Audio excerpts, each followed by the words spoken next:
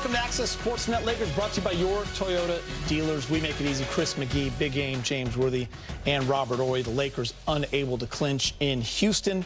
The young Rockets flat out outplayed the Lakers tonight. Just played a much better game. The defense was suffocating. Lakers looked tired. They turned the ball over 24 times. That turned into 30 points. Rockets had 23 fast break points, and they shot the ball much better tonight. They were 12 of 29 from three, and plus 21 in that category, James. Yeah, you're talking about a desperate young Houston team that didn't want to, get swept at home. You knew they were going to come out with energy and effort, and they did. Without KD, a bunch of young players still with energy, creating 24 turnovers, Geeter, 17 steals, they had. They shot, I believe, the ball pretty good from the field as well. Got some high percentage shots. And the Lakers just didn't have the fight tonight. When you turn the ball over and giving up extra possessions, it's going to be hard to put a young, energetic team together. It's a tough task to finish out, a 3-0 lead and try to go 4-0. So now they get to come home and, redeem themselves and try to finish in Game 5. Yeah, one team was playing downhill, one team was playing uphill. And when you playing uphill, like the Lakers, where you got a lot of energy and experience, and you turn the ball over, that makes that boulder come back down you even more. And I think one thing about a young team like this, they don't want to get embarrassed. So they came out with a lot of energy and life. As you see, Reed Shepherd finally stepped up for the Rockets, and it was just one of those nights where once the Lakers, I talked about it before, once the Lakers got punched, they just didn't know how to get out of the way. They just kept getting punched. It's almost like Thriller Manila. Just kept hitting them like that. And you just got to get out of the way. And hopefully, this is a wake-up call, and Lakers understand, now you got to come home and take care of business, because you don't want the thing to go any longer, because confidence, like I mentioned earlier, is the biggest thing when it comes to playing basketball. All right, James, let's start with the Laker turnovers. 24 turnovers for 30 points. 8 of those came in the first quarter, and that really set the tone for this game. You could see the Rockets gaining momentum. The crowd was into it, and the young Rockets started to believe.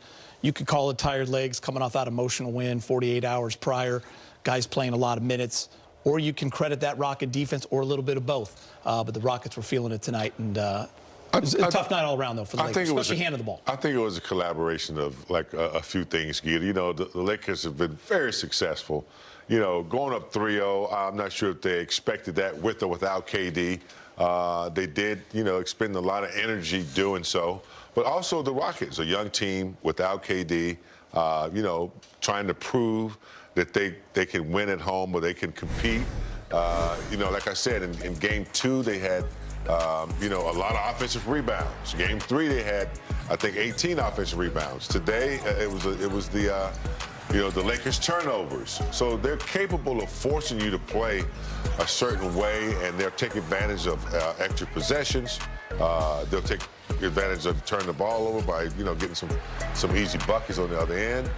And they showed tonight that they'll fight. So, and they didn't want to get swept. So the Lakers are going to have to, have their antennas up, regain that, that toughness that they had in the first 3 games, and really finish well at home. Don't give them that head start. They gave them a head start tonight with those early 8 turnovers. It's like you're in a race. You got like a big head start, and they never could, redeem themselves. Rob, I looked at halftime. The Lakers had 14 turnovers, and they were down 9. They only scored 47 points, so they were struggling. But they were only down 9.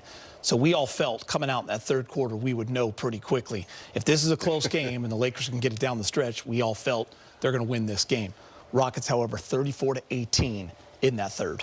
Yeah, 34-18, and you look, and when you talk about the Lakers offense, you see where you got Rui scoring, you have LaRavia scoring, you have Connect scoring, but when it was like a steady diet of 8, and I'm like, oh, even though I picked him as my pick, I'm like, if y'all going to 8, it's almost like y'all not running your offense like you normally do. And that's when I was like, okay, they're just trying to get through this game. And sometimes when you just try to get through a game, you just want to get home, and you want to try to end it at home. But I just thought the energy was kind of subpar.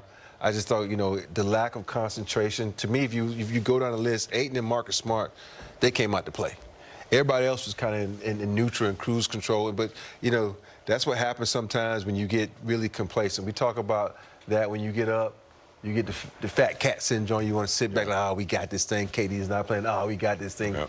But you forgot, Sengun, former All-Star, you know, Amin, one of the most athletic guys in the NBA, and they came out and they shot the lights out. So, you know, hopefully, you know, this is a slap in the face to wake the Lakers up. Yeah, go ahead. Yeah, when you go up 3-0 on somebody, it's something that internally, automatically, you're not even conscious of it all the time. It just lets you decompress and take a deep breath. And sometimes you don't even know you're losing some of that fight, and that's why it's so hard to try to, you know, get up for that fourth game. I think the Lakers were guilty of that tonight. It wasn't. I think they were trying to win, but I think they just had that.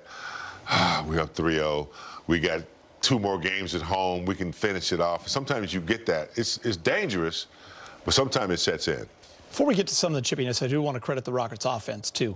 All 5 guys, all 5 starters in double figures.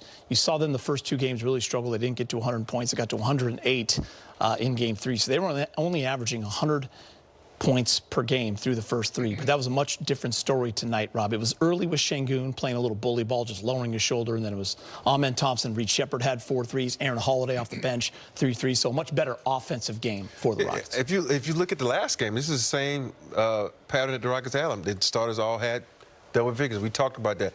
When you don't have a dynamic player like a KD in the lineup, you depend on one another a little bit more. And the Rockets have guys that can score. The Rockets have guys that like to get to the hole, and that's how they play their game. They put the pressure on you defensively, and they try to get to the hole, to try to get to the free throw line. They shot, 31 free throws a night, made 25. And that's one of the things that this team does, because they know if their jumper's not falling, it's a wrap. And they only really have one consistent jump shooter, and that's Reed Shepherd. He finally showed up tonight without KD being in the game.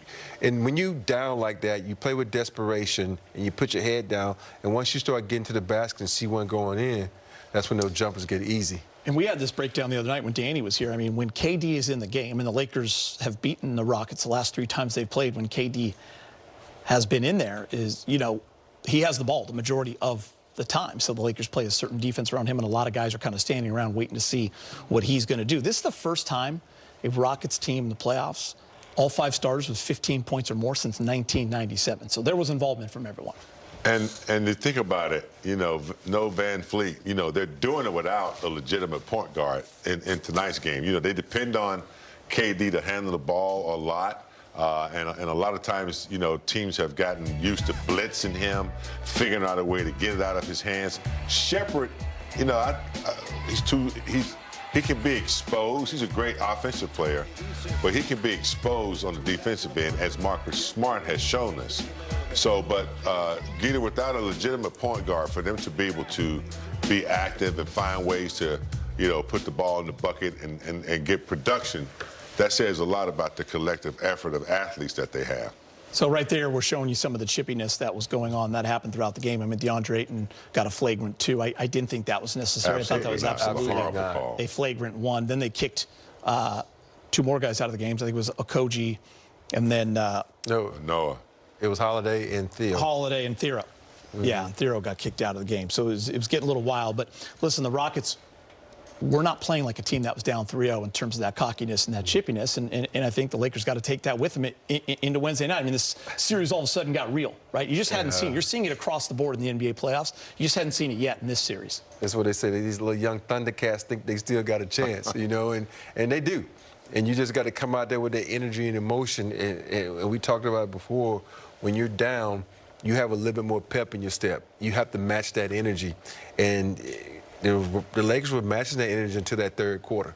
And then that's where they just, you know, all the wind went out the sails. And for me, you got to figure out how to get back home now, because sometimes with teams like this that are young and don't know any better. That's what I was saying today, too. Is when young teams are, we won 1. We can win 4 in a row, or 3 in a row, or 2 in a row. And so the Lakers got to come in. They got to punch first. That's one of the things that I always tell, don't wait to get hit. You hit first, and then you figure it out from there. And so when they get home, the Lakers got to hit first. They got to play downhill and make the Rockets play uphill, because if they don't, they're going to have to get back on a plane, travel 3 hours to H-Town, and it's going to be hard, because KD might be back, even though AR might be back, but you don't want a team to get momentum.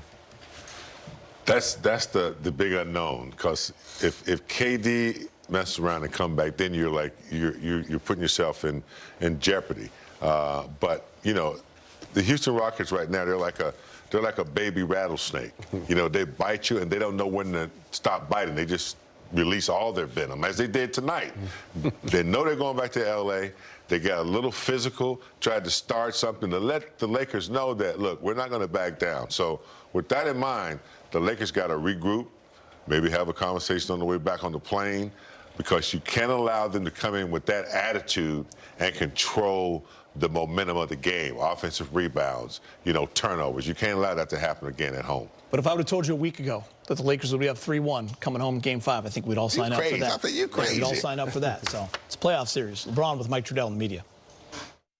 LeBron, you knew it was going to be quite a mental and physical challenge to sweep any team, let alone a team as good as Houston. Where did you see this kind of flip as they built the lead up? I mean, we did a good job in the second quarter of kind of cutting into the lead, you know, and then we had a few turnovers, which was our kryptonite tonight. I mean, obviously, we know coming into the series, we have to protect the ball versus them, not have too many pick sixes, which we did all night. And I mean, it started with me, obviously. My turnover was unacceptable, but you know, we do a better job with that on Wednesday. We understand that offensive rebounds for them and pick sixes is not going to be good for our ball club. And you know, you give them credit where credit is due. They won the game tonight. You mentioned that being up 3-0 did not give you any comfort. It's still the first of 4, and so what is the mindset now? As you do get an additional day of rest, at least going home, but what's the mindset going into Game 5? No, it's the same as it was going in the first 4. You know, we understand what our game plan is, and we didn't execute that, you know, to 48 minutes today. So, you know, we get better from that. Despite the win in Game 3, there was some slippage in the second half, and some of the same issues you mentioned, the turnovers, came up in this game. Now, having played the 6 tough quarters, kind of going back home, do you feel like the team at least knows what to identify and address?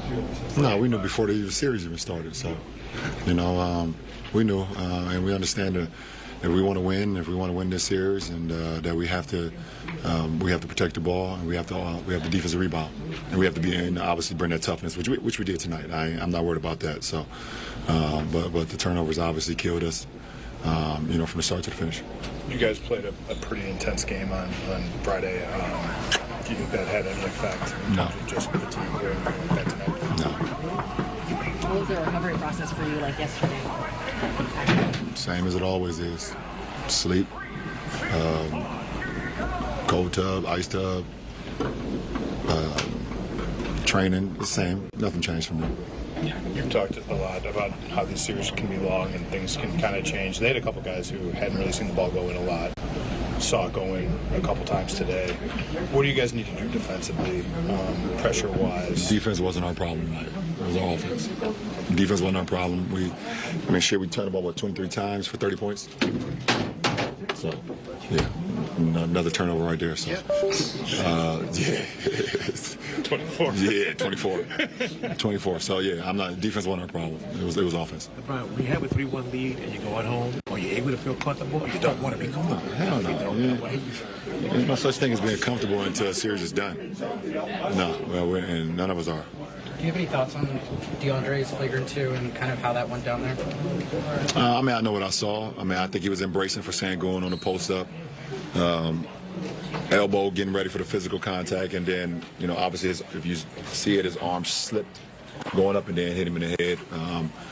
You know, the refs said they didn't see it that way, and they made the call. But, yeah, you got to be pretty damn good to just completely just elbow somebody like that on purpose.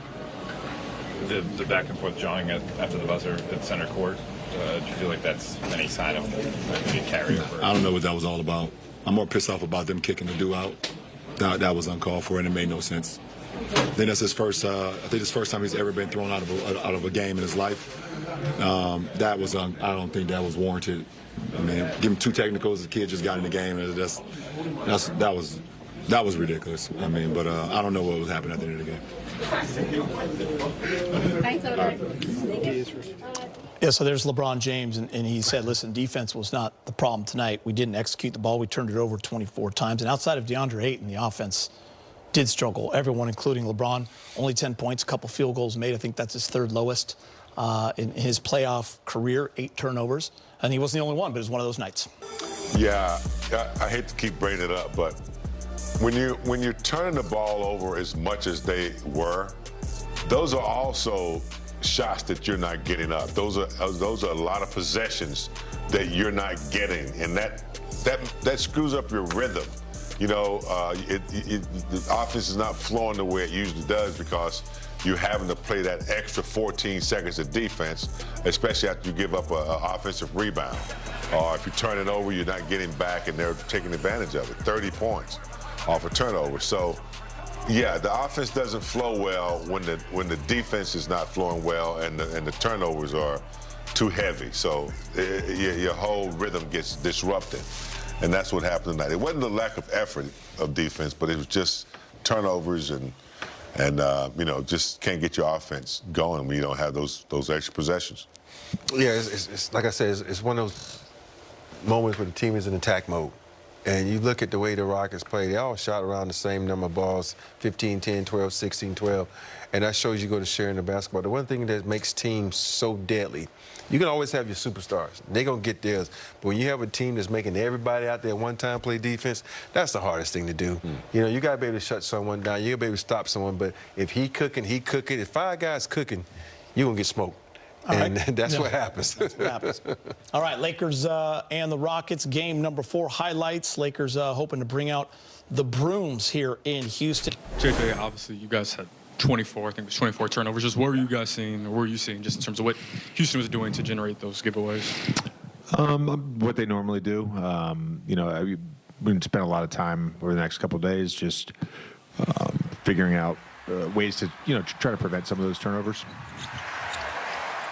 Hey JJ, LeBron said in his last press conference saying that for young guys who grow in the league, it's more important that they play the first win the season than the season was. I think that for this game, how do you think they perform? How do you think it's a good time for the world? Yeah, I mean, I think any experience you can get in the postseason is great. Yeah, I know I was talking with Noah and Grant before the game just about that in my career, and Noah had asked just about getting confidence from the postseason. And, you know, my 3rd year getting thrown into the fire a little bit because of some injuries, we ended up making the finals. You know, I got a lot of confidence from that, and certainly, you know, going to need all those guys at some point. I mean, that's just the reality.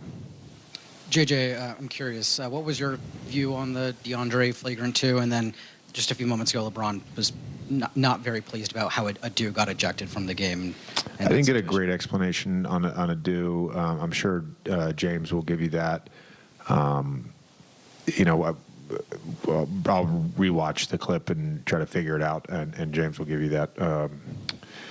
On the DA thing, I mean, DA's like he's got such a sweet, just like kind soul, and no, that wasn't dirty or intentional. It looked, you know, from our vantage point, like he was trying to brace himself with that off arm. I think it was his left arm, but trying to brace himself against Şengün's body, and looked like his arm just kind of slipped, and you know, obviously hit him in the head, but I don't know that if 2 was warranted. I don't think DA would ever do anything malicious.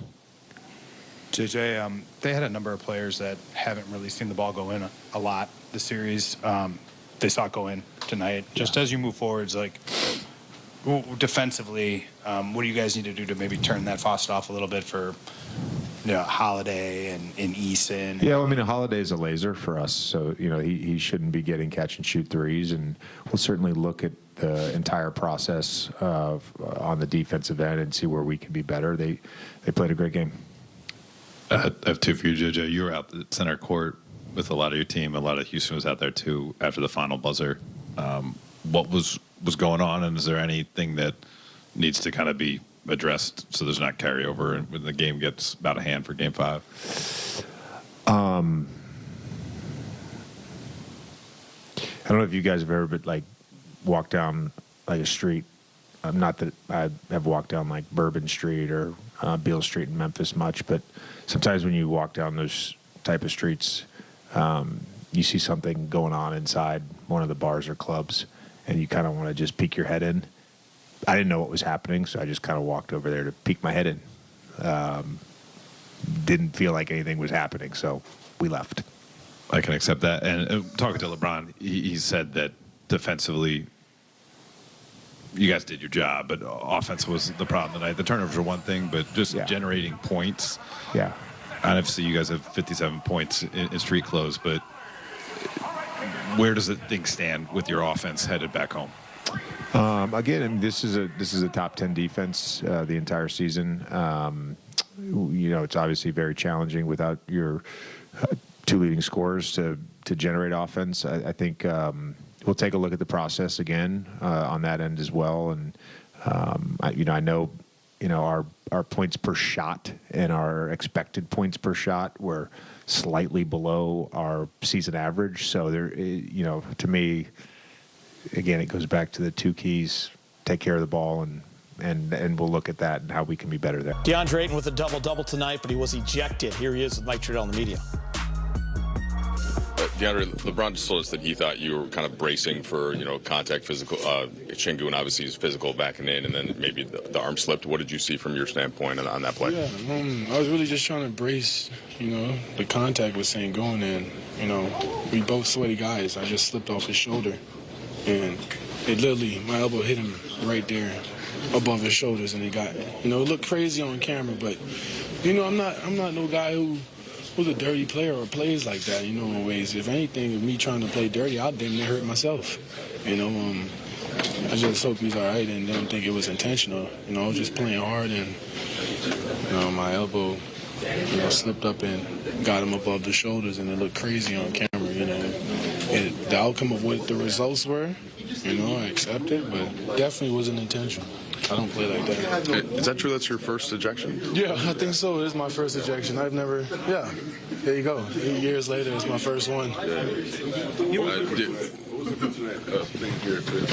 What was different tonight for the team? I don't know what you mean. Like, as far as the involvement during the game and trying to make the plays, was something different tonight?